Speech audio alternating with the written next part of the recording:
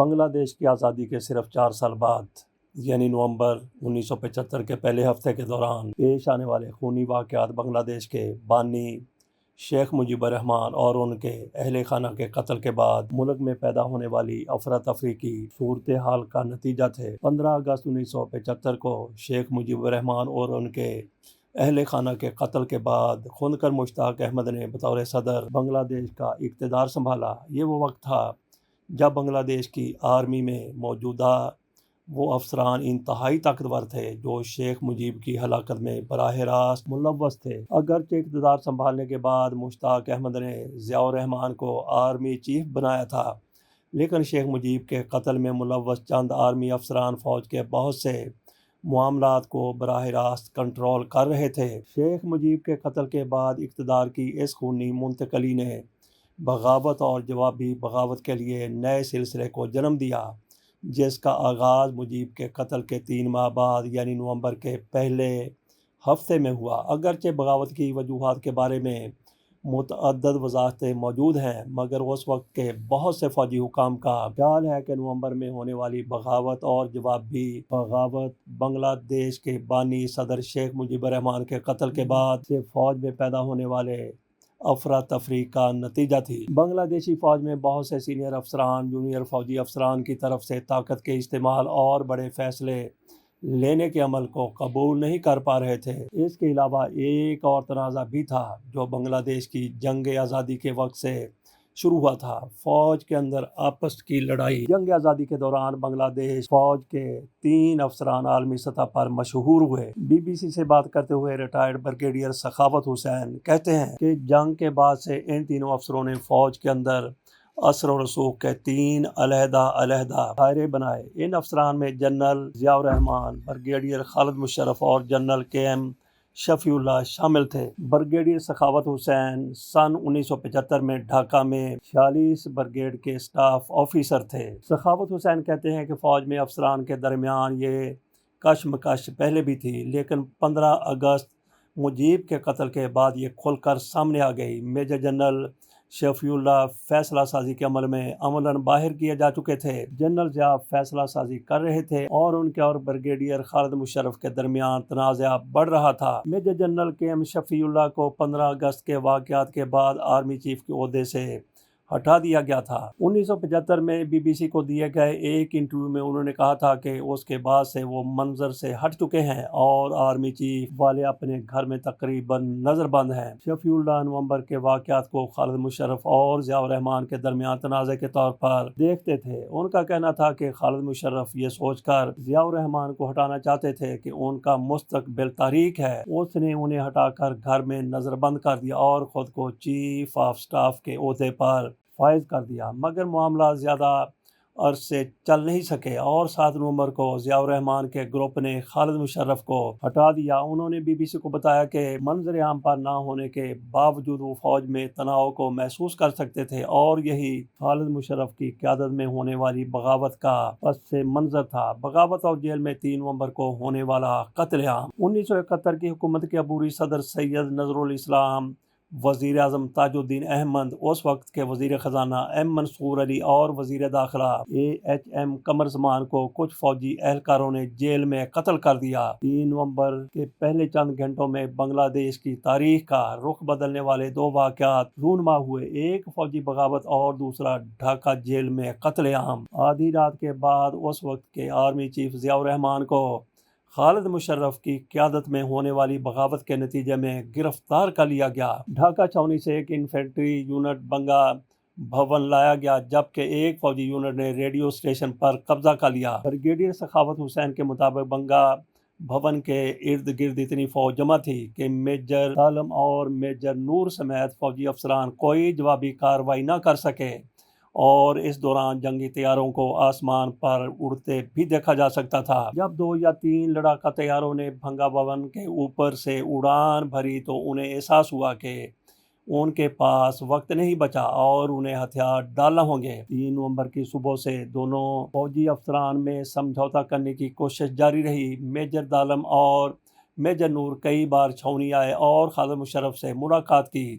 دن بھر مذاکرات کے بعد شام کو فیصلہ ہوا کہ انہیں یعنی ضیاء الرحمان ملک سے باہر جانے کی اجازت دی جائے۔ اسی رات بنگلہ دیش کے بانی صدر شیخ مجیب الرحمان کے قتل میں ملوث کچھ فوجی افسروں کو طیاروں میں تھائی لینڈ جانے کی اجازت دے دی گئی۔ اس دوران سینٹرل جیل ڈھاکہ میں اسی رات قتل کی ایک واردات ہوئی۔ 1971 کی حکومت کے عبوری صدر سید نذر الاسلام، وزیر اعظم تاج الدین احمد، اس وقت کے وزیر خزانہ ایم منصور علی اور وزیر داخلہ اے قمر زمان کو کچھ فوجی اہلکاروں نے جیل میں قتل کر دیا۔ عوامی لیگ کے ان لیڈروں کو 15 اگست کی فوجی بغاوت کے بعد جیل میں قید کیا گیا تھا۔ سخاوت حسین بتاتے ہیں کہ جیل قتل کا واقعہ فوری طور پر معلوم نہیں ہو سکا اور یہ واقعہ 4 نومبر کی صبح فوجی افسران کے علم میں آیا۔ جست بڑے پیمانے پر متحرک ہو گئی۔ 3 نومبر کو پیش آنے والے خونی واقعات کے بعد نیشنل سوشلسٹ پارٹی جسد ایکشن میں نظر آئی۔ کرنل طاہر کی قیادت میں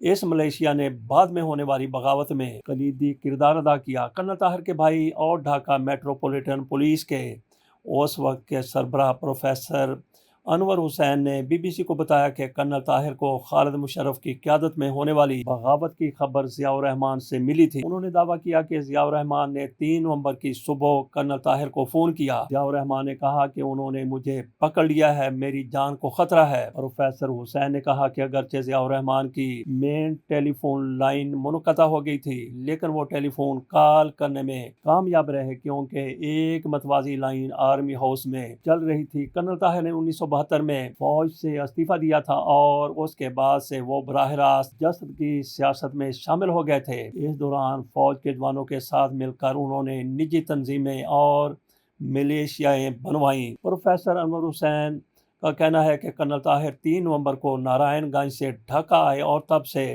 فوجی تنظیم کے ارکان سمیت فوجی اہلکار ان سے ملنے لگے۔ ضیاء الرحمان کے بعد خالد مشرف نے اقتدار سنبھالا لیکن وہ جلد حکومت نہ بنا سکے۔ اس دوران جیل میں ہونے والے قتل کی وارداتیں ہوئیں اور عملاً کوئی حکومت نہ ہونے کی کیفیت بنگلہ دیش میں واضح تھی۔ پروفیسر حسین نے کہا کہ اس دوران جسد گن بہنی اور کرنل طاہر نے فوجیوں کے ساتھ بات چیت جاری رکھی۔ 5-6 نومبر کو گانا بہنی زیادہ فعال اور منظم ہونا شروع ہوئی۔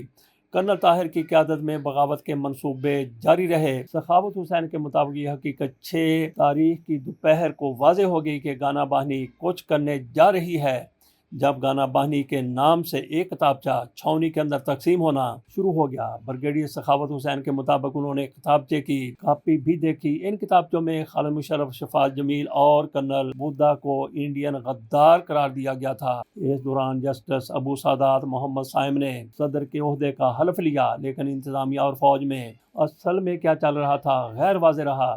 اس افراتفری کی صورتحال میں جب 6 نومبر کی رات سپاہیوں میں یہ کتاب تقسیم کیا گیا تو سب پر واضح ہو گیا کہ گانا بہنی نامی فورس چھاؤنی کے اندر کام کر رہی ہے۔ در اثنا بڑے پیمانے پر فوج کی بغاوت کا مرکزی منصوبہ 6 نومبر کی شام کو تھا۔ پروفیسر انور حسین نے کہا کہ جسد کا فیصلہ 9 نومبر کو بغاوت کرنے کا تھا لیکن جب چھاؤنی میں حالات مزید گرم ہوتے گئے تو اسی رات بغاوت کا فیصلہ کیا گیا۔ 7 نومبر کی جوابی بغاوت 7 نومبر کی رات کو شروع ہوئی جن میں سب سے آگے فوج کے جوان تھے۔ کے ایم شفیع اللہ بتاتے ہیں کہ سپاہیوں میں نعرے لگائے جا رہے تھے، سپاہی سپاہی، بھائی بھائی، جے سی او کے علاوہ کوئی رینک نہیں۔ سپاہیوں میں مایوسی پھیلی ہوئی تھی۔ ان کا خیال تھا کہ افسران انہیں اوپر جانے کے لیے استعمال کر رہے ہیں لیکن کسی نے ان کی پرواہ نہیں کی۔ اسی رات ضیاء الرحمان کو رہا کر دیا گیا۔ 7 تاریخ کی رات چھاؤنی میں گولیاں چلنے کی آوازیں آنے لگیں اور باغیوں نے کچھ فوجی افسران کو بھی مار ڈالا۔ ان کے مطابق طاہر چاہتے تھے کہ ضیاء الرحمان ریڈیو پر جا کر عوامی فوج کے 13 نکات کا اعلان کریں اور کہیں کہ انہوں نے یہ مطالبات تسلیم کر لیے ہیں۔ اس کے بعد وہ سپاہیوں سے خطاب کریں اور لوگوں سے کہیں کہ وہ ان مطالبات کو تسلیم کریں۔ بریگیڈیئر سخاوت حسین کے مطابق 7 نومبر کی بغاوت کے دوران کئی فوجیوں کو سویلین کپڑوں میں ہتھیاروں کے ساتھ حصہ لیتے ہوئے دیکھا گیا۔ پروفیسر انور حسین کہتے ہیں کہ جس مقصد کے ساتھ جسد نے بغاوت میں حصہ لیا اس کی ناکامی کی ایک وجہ یہ ہے فوجیوں نے ضیاء الرحمان کو چھاؤنی سے ایلفیٹ روڈ پر لانا تھا۔ کرنل طاہر جسد کے رہنما وہاں ایک گھر میں مقیم تھے لیکن وہ ایسا نہ کر سکے۔ प्रोफेसर हुसैन का कहना है कि मलेशिया से वाबस्ता सिपाहियों ने अहकामात के बरखिलाफ ज़ियाउर रहमान को रिहा किया। ज़ियाउर रहमान ने इनसे कहा कि कर्नल ताहिर उनके दोस्त हैं और वो उन्हें यहाँ ले आए। इस तरह वो किसी हद तक धोखा खा गए, वो उन्हें दी गई मखसूस हिदायत पर अमल न कर सके। 7 नवंबर की सुबह खालिद मुशर्रफ, कर्नल KN हड्डा और लेफ्टिनेंट कर्नल ATM हैदर मारे गए। खालिद मुशर्रफ को किसने हुक्म दिया और क्यों कत्ल किया गया, इस बारे में कोई हतमी तहकीकात नहीं हो सकी और इस कत्ल का अभी तक कोई ट्रायल भी नहीं हुआ। अनवर हुसैन कहते हैं कि ज़ियाउर रहमान की रेडियो पर तकरीर के बाद बगावत में अवामी फ़ौज के किरदार को दबा दिया गया और आम लोगों में ये ख्याल पैदा हुआ कि ये मुकम्मल तौर पर ज़ियाउर रहमान की बगावत थी। ज़ियाउर रहमान 7 नवंबर के बाद इक़्तिदार के मरकज़ में दोबारा आ गए। इसके कुछ अरसे बाद कर्नल ताहिर को 24 नवंबर को गिरफ़्तार किया गया और 21 जुलाई 1976 को फौजी अदालत ने गद्दारी के इल्ज़ाम में फांसी दे दी। तवील अरसे बाद 2013 में सुप्रीम कोर्ट ने कर्नल ताहिर का ट्रायल कल अदम करार दे दिया और ये फांसी के बाद कल अदम करार दिया गया ट्रायल था। ज़ियाउर रहमान ने 1981 तक deputy chief marshal law, administrator और बाद में सदर के तौर पर खिदमात अंजाम दी। मई 1981 में एक नाकाम फौजी बगावत में उन्हें कत्ल कर दिया और खालिदा ज़िया उनकी जाननशीन बनकर आज बांग्लादेश के मंजरनामे पर चमकती दमकती हुई नजर आ रही हैं, जबकि हसीना शेख मुल्क छोड़कर भारत फरार हो चुकी हैं। इजाज़त दीजिए, अल्लाह हाफिज़।